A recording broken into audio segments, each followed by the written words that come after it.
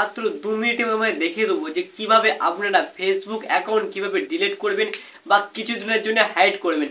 এখন তো সবার তো পরীক্ষা চলছে, অনেকে চাইছেন যে আমি ফেসবুক থেকে নো অ্যাক্টিভেট হয়ে যাবো, মানে পুরোপুরি অ্যাক্টিভেট থাকবো না, ফেসবুকটাকে হয় ডিলিট করে দেবো আর নয় কিছুদিনের জন্য অফ করে রেখে দেবো। তো আজকের এই ভিডিওতে আমরা দেখাতে চলেছি যে কিভাবে মাত্র 2 মিনিটে ফেসবুক অ্যাকাউন্টটি ডিলিট করবেন এবং পারমানেন্ট ডিলিট করবেন অথবা কিছুদিনের জন্য হাইড করে রাখবেন অথবা কিছুদিনের জন্য বন্ধ করে রাখবেন। সব করে কিন্তু একই মাধ্যমে তোমাকে দেখাবো, তো অবশ্যই চলুন আমার ফোন স্ক্রিনে।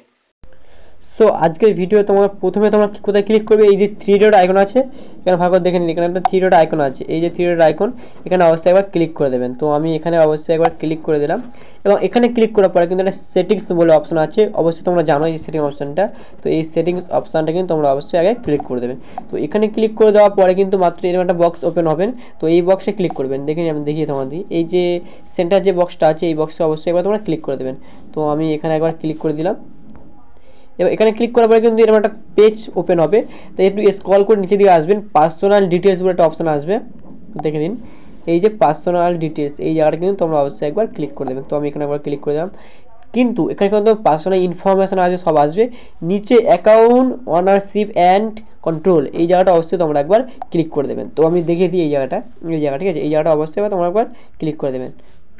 তো আমি এটা ক্লিক করে দিলাম, দেওয়ার পরে দুটো অপশান আছে ঠিক আছে, নিচেরটা অবশ্যই তোমরা ক্লিক করে দেবেন, এইটা কিন্তু পারমানেন্ট ডিলিট করতে পারো এই অপশান ঠিক আছে, এইটা এখানে অবশ্যই আবার তোমরা ক্লিক করে দেবেন। তো আমি এখানে অবশ্যই ক্লিক করে দিলাম, এইবারে ফের তোমাদের প্রোফাইল আইকনে কিন্তু ক্লিক করে দিতে হবে, দিলাম।